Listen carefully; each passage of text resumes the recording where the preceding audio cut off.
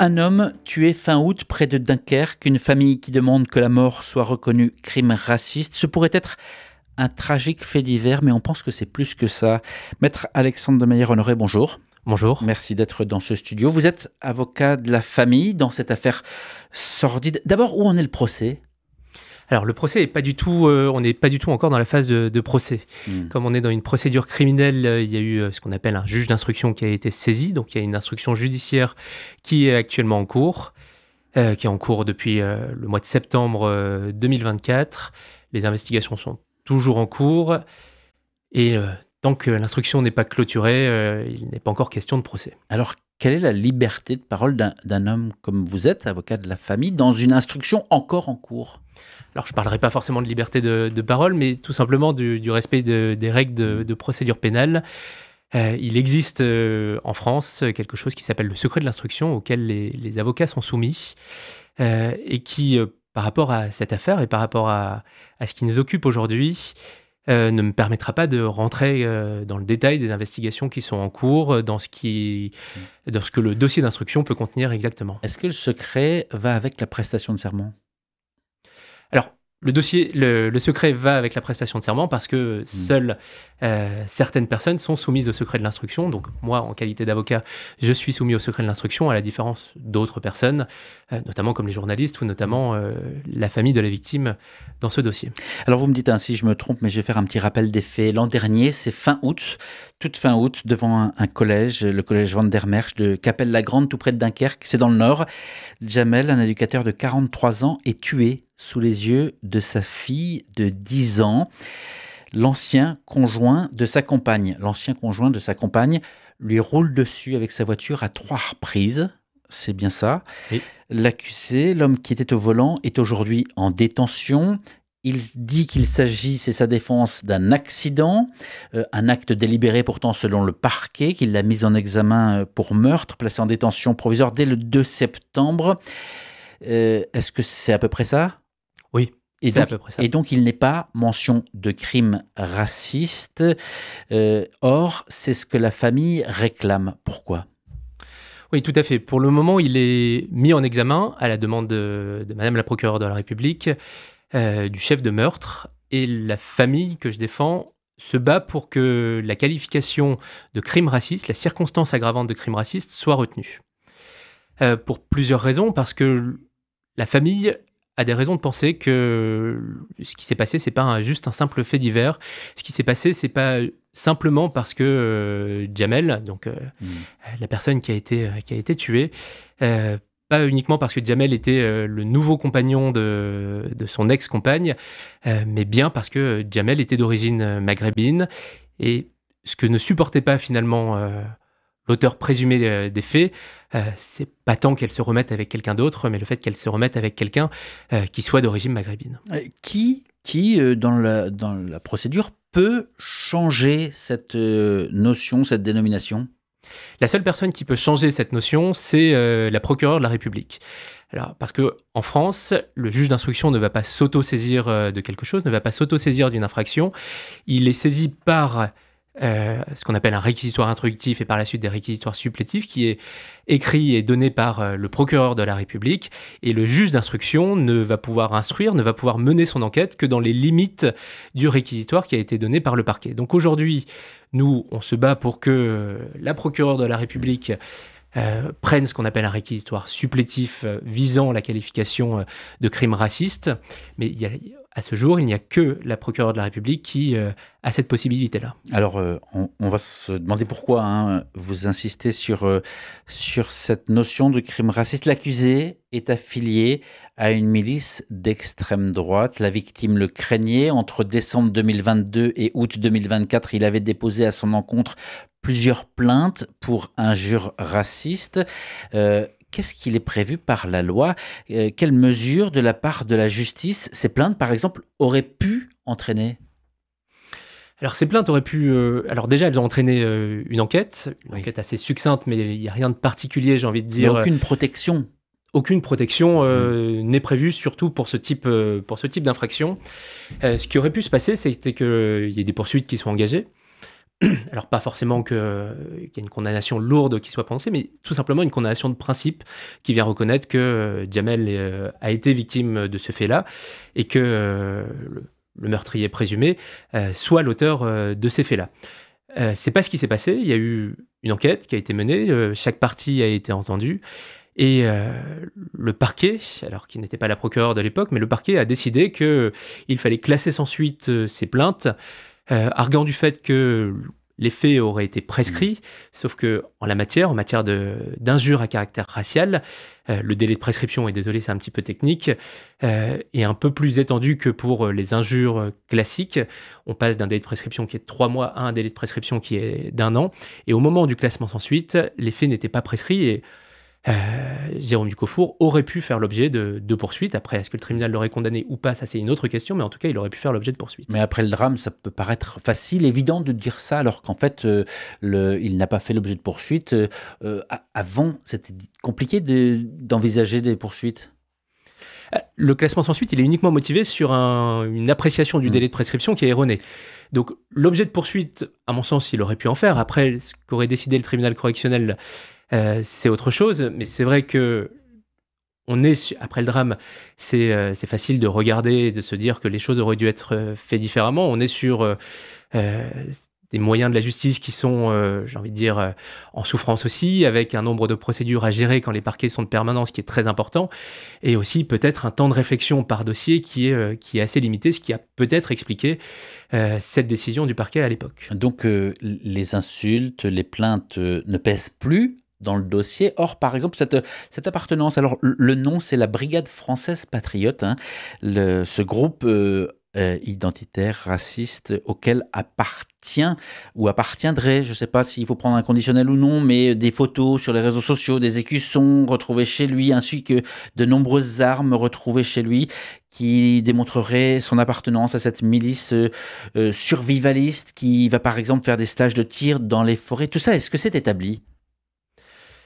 Alors, il y a toujours l'enquête qui est en cours, avec les limites que j'ai rappelées au début, mais en tout cas, ce dossier nous permet d'apprendre, en tout cas moi je n'avais pas la connaissance, de l'existence de ce type de brigade et de l'existence à côté de chez nous finalement, de cette brigade française patriote, avec une des devises qui est de dire se préparer à rétablir l'ordre en cas de rupture avec la normalité.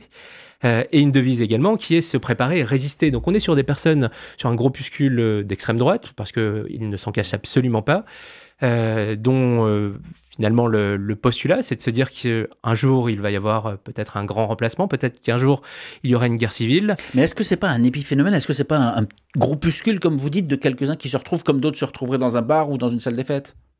Alors, peut-être en fait, sauf que finalement, ce groupuscule a pu être un peu mis en lumière par ce dossier. On se rend compte qu'il y aurait entre 600 et 800 membres sur le territoire français. Alors, peut-être que ça paraît peu, mais en fait, c'est les idées qui sont véhiculées et le fait de se dire qu'il y a autant de personnes qui puissent les suivre qui est assez inquiétant. Des gens qui vont en effet s'habiller en treillis dans la forêt pour aller faire des stages avec des armes pour se préparer, en effet, à une éventuelle guerre civile où l'ennemi serait la personne d'origine étrangère. Un homme tué fin août près de Dunkerque, une famille qui demande que la mort soit reconnue crime raciste. C'est donc, vous l'avez compris, l'invité du 18-19 avec lequel on revient sur ce fait tragique, Maître Alexandre Demeyer-Honoré. Une interview à retrouver sur la page YouTube d'RCF Hauts-de-France et sur le site rcf.fr, région Hauts-de-France.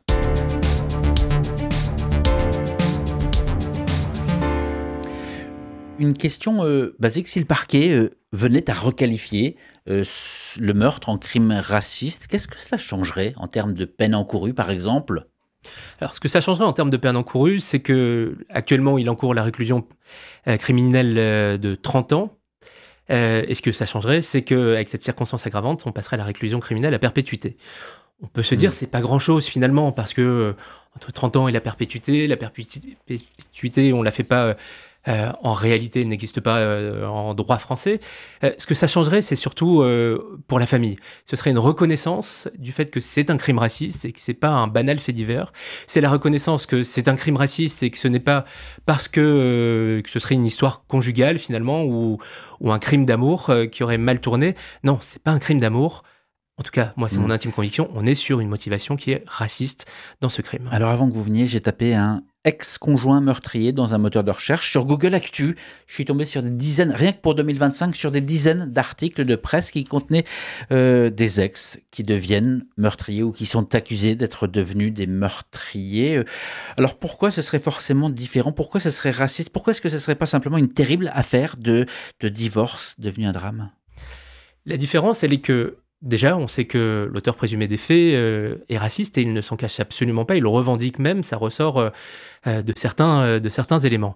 L'autre chose, c'est que ce qui s'est passé avant, j'ai envie de dire, le contexte dans lequel les faits se seraient déroulés. C'est-à-dire qu'on a une personne qui nourrissait une certaine forme d'obsession sur Jamel Benjabala, au point de proférer des injures à caractère raciste.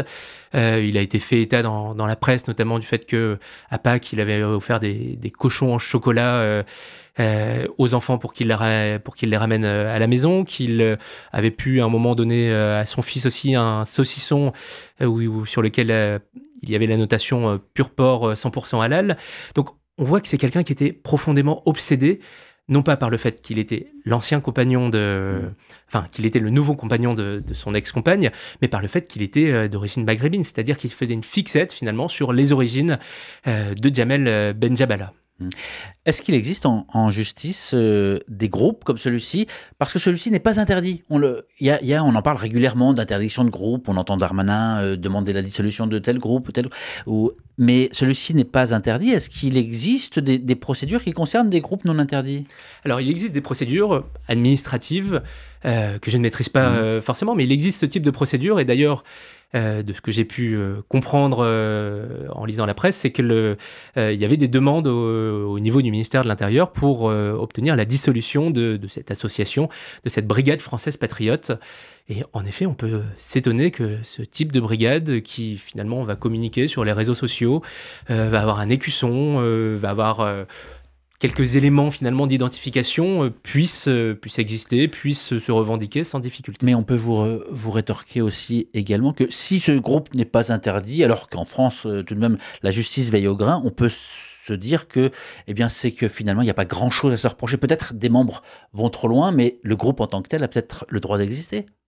Oui, tout à fait. Encore une fois, je sais qu'il y a des investigations en cours au niveau du ministère de l'Intérieur pour apprécier si oui ou non cette association est de nature à porter atteinte et à troubler l'ordre public.